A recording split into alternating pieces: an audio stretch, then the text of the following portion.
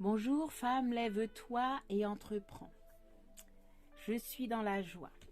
Bonjour mes bien-aimés. Je suis dans la joie, dans la joie, dans la joie.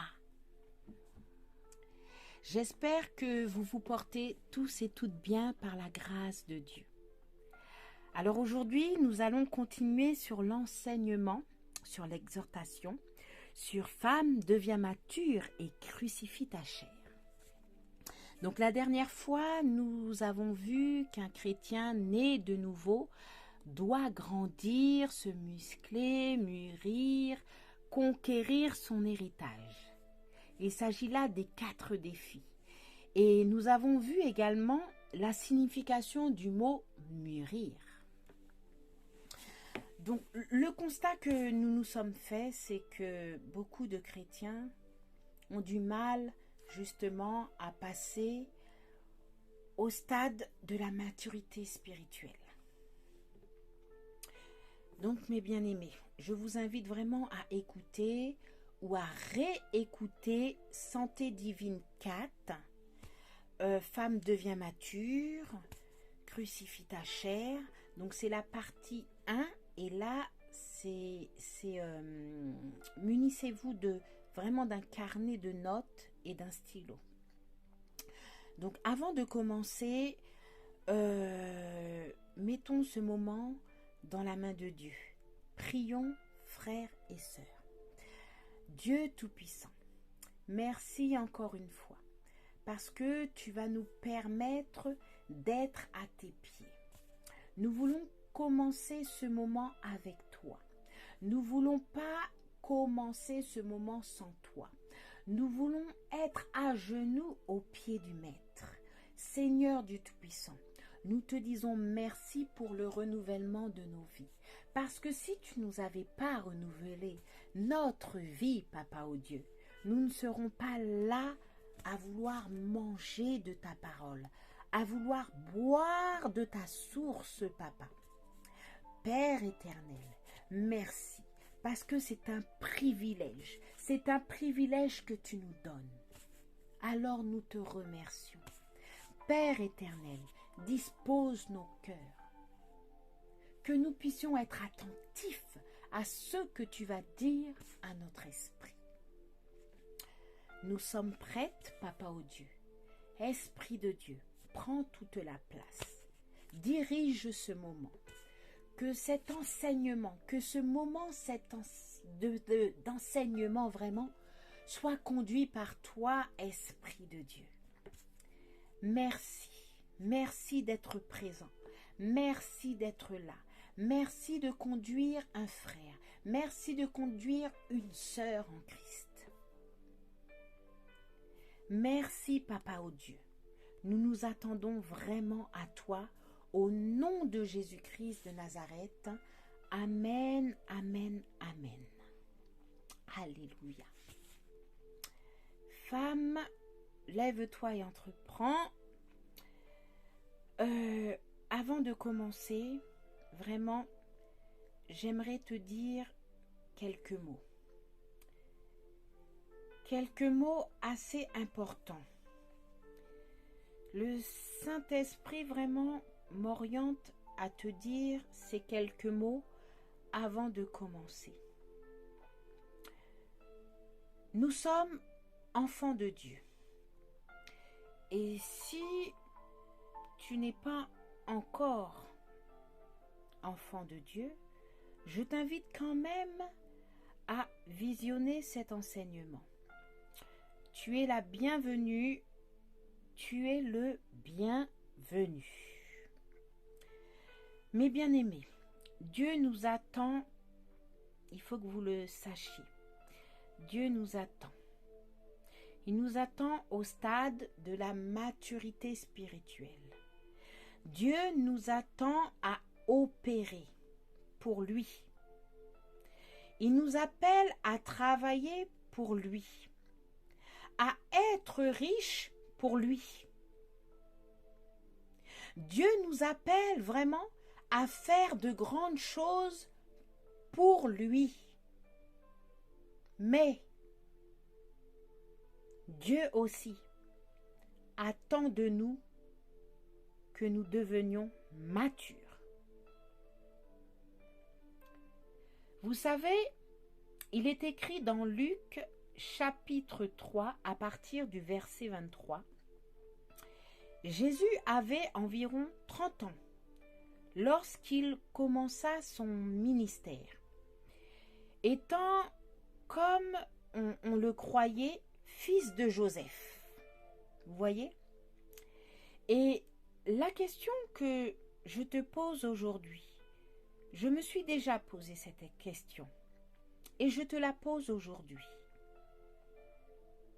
Et je crois que tu dois vraiment méditer, tu dois vraiment réfléchir, je veux dire, à cette question. Es-tu prête à sortir du bébé spirituel, à sortir de l'enfance spirituelle et à atteindre le level du fils et de la fille de Dieu? Tu vois, il est écrit dans Marc chapitre 9 verset 23. Jésus dit, « Si tu peux, tout est possible à celui qui croit. » Tu vois? La question que je viens juste te poser. Dieu te dit que tu peux. Tout est possible à celui qui croit. Donc, si tu as accepté le Seigneur, si tu crois en lui, si tu connais vraiment sa puissance, si tu connais vraiment qui tu es en Christ, alors tu es prête. Alors tu es prête à grandir. Tu es prête à changer de dimension, à évoluer. Tu es prête à prendre du niveau, du level. Parce que Dieu le dit, que tout est possible à celui qui croit. Alors tu vois, bien-aimé, je crois et je crois fortement que toi et moi, si tu es là maintenant, c'est vraiment une bénédiction de Dieu. C'est vraiment un moment privilégié de Dieu. Mes bien-aimés, disposez vos cœurs. Entendez ce que l'Esprit a à vous dire. Soyez attentifs au nom de Jésus. Je prie que tout esprit de sommeil qui voudrait vous endormir là maintenant, pour vous empêcher de recevoir la parole, quitte les lieux maintenant dans le nom puissant de Jésus-Christ de Nazareth. Le sang de Jésus a coulé. Le sang de Jésus maintenant assainit l'atmosphère. L'atmosphère est saturée de l'Esprit de Dieu. La pièce où vous êtes situé, mon frère, ma soeur, là où tu te situes maintenant, la pièce est saturée de la présence de Dieu maintenant. L'Esprit de Dieu a pris les devants. L'Esprit de Dieu a pris possession de la pièce où tu te situes maintenant. Dans le nom puissant de Jésus-Christ de Nazareth. Alléluia. Esprit de Dieu, prends le contrôle. Esprit de Dieu, prends le contrôle. Alléluia.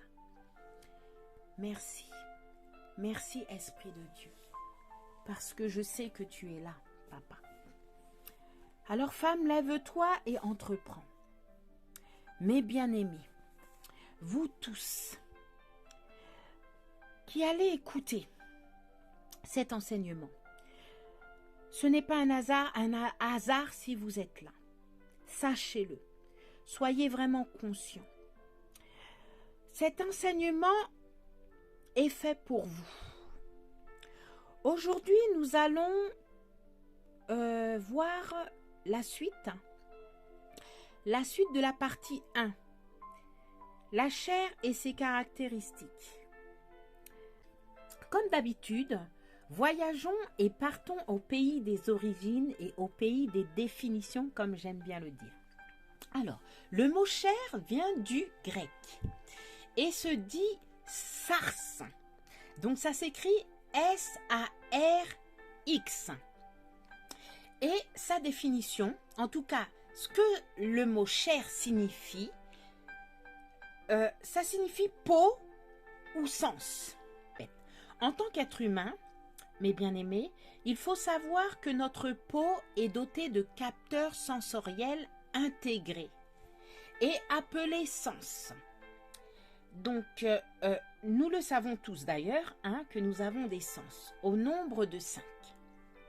Donc, nous avons la vue, l'ouïe, l'odorat, le goût et le toucher. Je fais une parenthèse. Je vous invite vraiment à prendre des notes et tous les mots que vous ne connaissez pas, allez chercher leur définition dans le dictionnaire. C'est très important pour comprendre. C'est très très important. Donc je reprends. Nous savons maintenant que la chair est dotée de 5 sens. Il ne s'agit pas là des organes du corps. Là, je suis en train de vous faire un petit cours de sciences naturelles. Oh, Dieu sait vraiment que je n'étais pas forte en sciences naturelles. J'étais plus vers la science physique. Mais la science naturelle, là, Dieu me fait grâce de rattraper quelques cours. Alléluia. Alors, je disais comme ça, que je vais vous faire un petit cours de sciences naturelles. Alors, l'œil est un organe, mais la vue est un sens. L'oreille est un organe, mais l'ouïe est un sens. Le nez est un organe, mais l'odorat est un sens. La langue est un organe, mais le goût est un sens.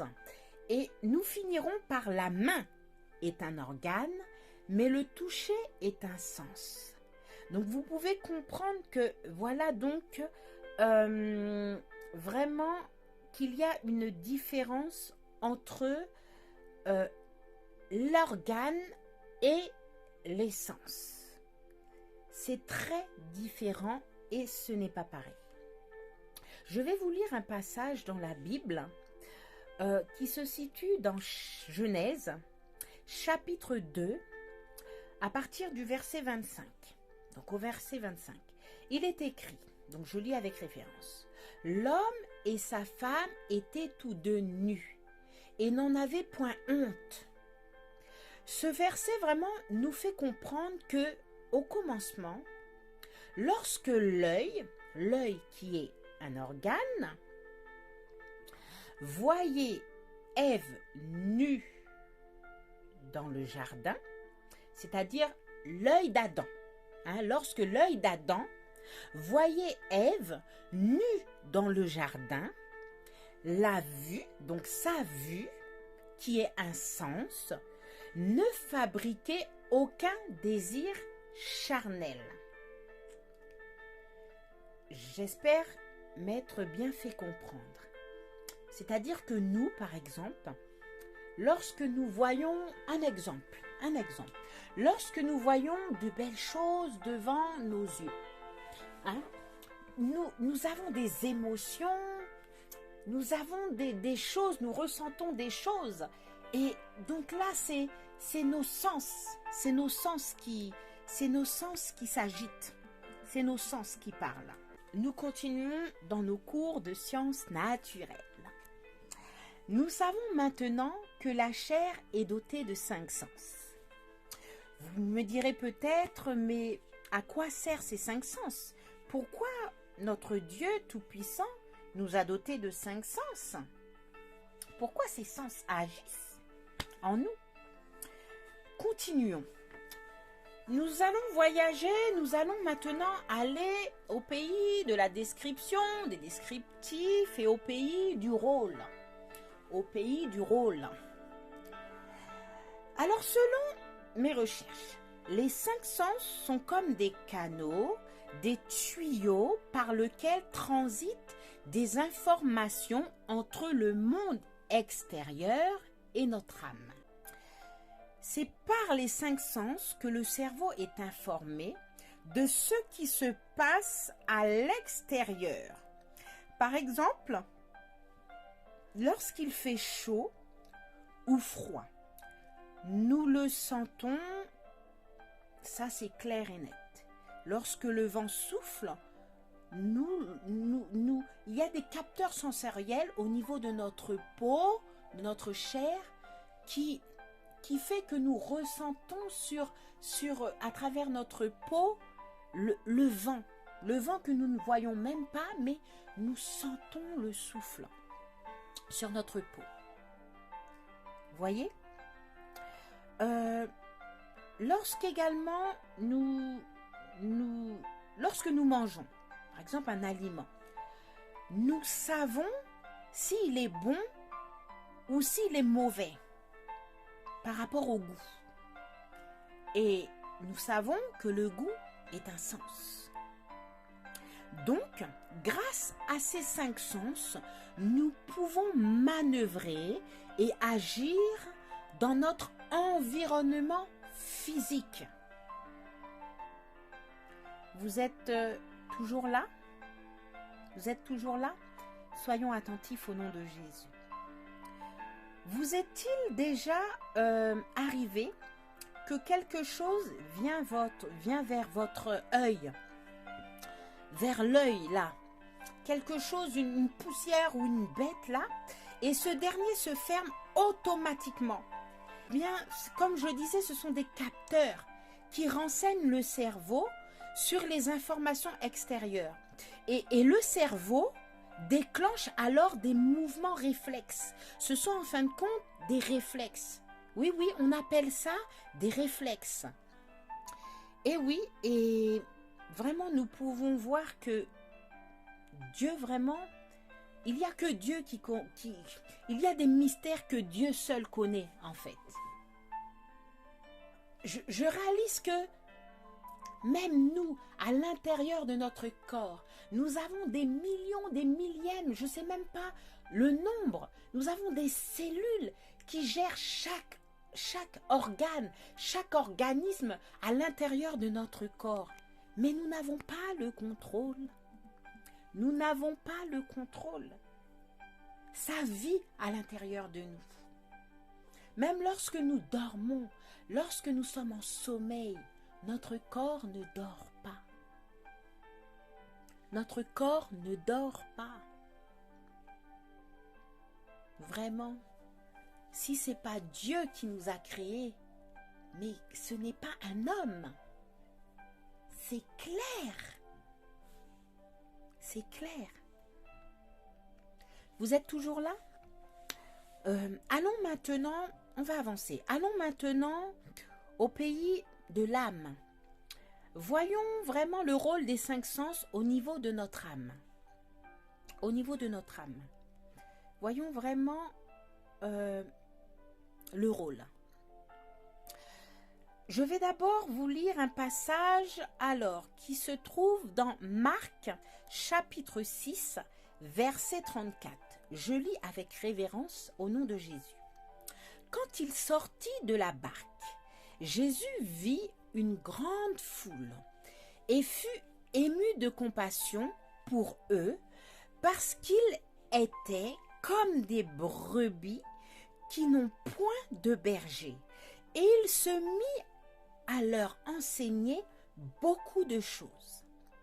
Vous voyez mes bien-aimés, dans ce passage, on peut voir que Jésus a ressenti une émotion appelée compassion.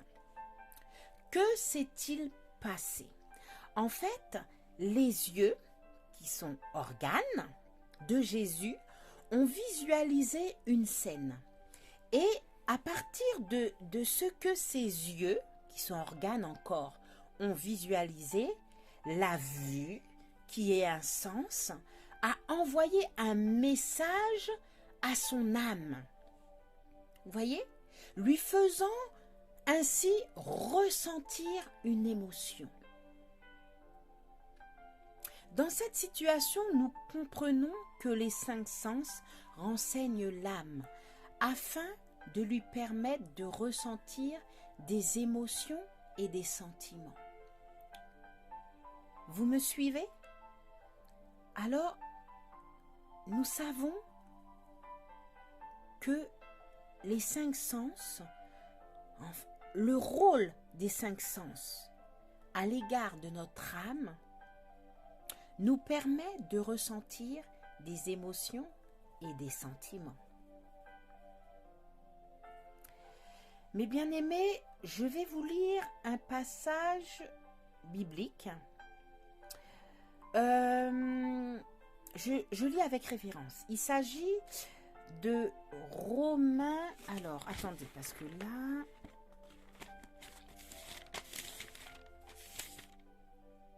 Il s'agit de Romains, chapitre 5. Alors, il s'agit de Romains, chapitre 5, à partir du verset 12. Mais je vous lirai que le verset 12, qui dit, je lis au nom de Jésus. Le péché est entré dans le monde à cause d'un seul homme. Adam a péché. Et le péché a amené la mort. Alors la mort a touché tous les êtres humains parce que tous ont péché. Nous comprenons maintenant que c'est après la chute que le péché dans la chair a perverti l'âme. C'est après la chute que le péché dans la chair a perverti l'âme. C'est-à-dire que Dieu a condamné le péché dans la chair.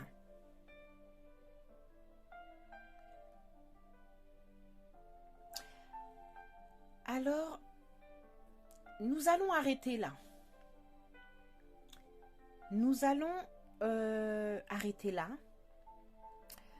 Je vous invite vraiment à lire et à méditer Romains chapitre 5. Du verset 12, vous irez jusqu'au verset 21. Vous allez également méditer sur Marc chapitre 6 à partir du verset 34. Si vous pouvez lire le chapitre entier de Marc 6, c'est bien également. La parole de Dieu vraiment nous nourrit, nous affranchit. Vraiment, c'est ce qui nous permet de grandir, de nous muscler, vraiment de mûrir. Alors, je disais, nous avons vu aujourd'hui comme caractéristique de la chair les 5 sens et leur rôle. Alors, nous allons pas tarder. L'Esprit de Dieu me dit vraiment d'arrêter là. Et nous allons prier le Seigneur. Nous allons prier le Seigneur, mes bien-aimés, pour vraiment le remercier pour ce moment d'enseignement. Alléluia. Père éternel, merci. Dieu Tout-Puissant, tu nous as encore enseigné, tu nous as encore instruits, tu as touché nos cœurs. Nous continuons à apprendre, nous continuons à prendre conscience de l'importance de te connaître, Papa, ô Dieu. Pour nous connaître, Papa, ô Dieu, pour connaître le fonctionnement de notre corps, alléluia, de notre chair, alléluia, des 5 sens et du rôle qu'ils ont dans notre âme. Oh Papa, Père éternel, nous te rendrons grâce, car tu es un Père d'amour qui prend soin de ses brebis. Alléluia. Dieu Tout-Puissant, que tout ce que tu as semé illumine les tables de nos cœurs et nous rende conscientes qu'il faut mûrir en crucifiant notre chair et en restaurant notre âme. Ô Père éternel, fais de nous vraiment des femmes matures, des femmes qui vraiment grandissent avec ta parole, des femmes qui ne marchent pas selon la chair, mais qui marchent selon l'esprit. selon ton esprit. Alléluia. Merci encore, Seigneur Dieu Tout-Puissant. Je prie que cet enseignement touche le cœur de quelqu'un, touche le cœur d'une femme, touche le cœur d'un homme au nom de Jésus-Christ de Nazareth. Oh Papa, alléluia, alléluia. Gloire à ton nom, Papa. Merci, Esprit de Dieu, pour cet enseignement. Merci, Esprit de Dieu, pour ta présence. Alléluia. L'Esprit de Dieu est là, frères et sœurs. L'Esprit de Dieu est là. Alléluia. Merci, merci, c'est une grâce, c'est une grâce. Ô Père, à toi seul le règne, la puissance et la gloire, Papa, pour des siècles, au nom de Jésus-Christ de Nazareth. Amen, amen, amen. Alléluia. Ah Seigneur Dieu Tout-Puissant, merci. Merci pour ta présence. Mes bien-aimés, je vous rappelle que sous chaque publication, il y a des liens pour rejoindre le ministère FLE, Femmes, lève-toi et entreprends. Vraiment un ministère qui est inspiré par l'Esprit de Dieu. Alléluia. Vous voyez, Dieu est bon, Dieu est fidèle, Dieu est amour. Il t'appelle. Alors vraiment, je parle à toi, oui, je parle à toi. Vraiment. Dieu t'appelle. Il t'appelle, alors n'endurcis pas ton cœur. Et ouvre-lui la porte, ouvre-lui la porte. Il attend vraiment que tu viennes à lui, que tu viennes à lui, que tu le reçois dans ton cœur. Je parle à toi qui as eu le privilège d'écouter la parole de Dieu. Je parle à toi qui veux revenir à la maison. Vraiment, je t'invite à cliquer sur un lien. Alors ce lien, je l'ai appelé, donc tu verras en dessous de chaque publication, comme je le disais tantôt, en dessous de chaque publication, dans le descriptif, dans la description, vous avez des liens. Et si tu veux vraiment recevoir Jésus-Christ de Nazareth, je t'invite vraiment à visionner cette publication. Tu cliques sur le lien et tu seras redirigé sur une publication qui parle du salut, qui parle de la prière du salut, et dans lequel je t'invite vraiment, si tu crois à la parole, si tu arrives à un stade où Dieu, le Saint-Esprit te convainc de faire la prière du salut, de venir sur son chemin et ne jamais faire à droite ni à gauche, vraiment, n'endurcis pas ton cœur. Écoute ton corps. Écoute l'Esprit qui te parle et fais la prière du salut avec moi, dans le nom puissant de Jésus. Merci en tout cas à toi, merci à vous pour votre attention. Soyez richement bénis et à très bientôt.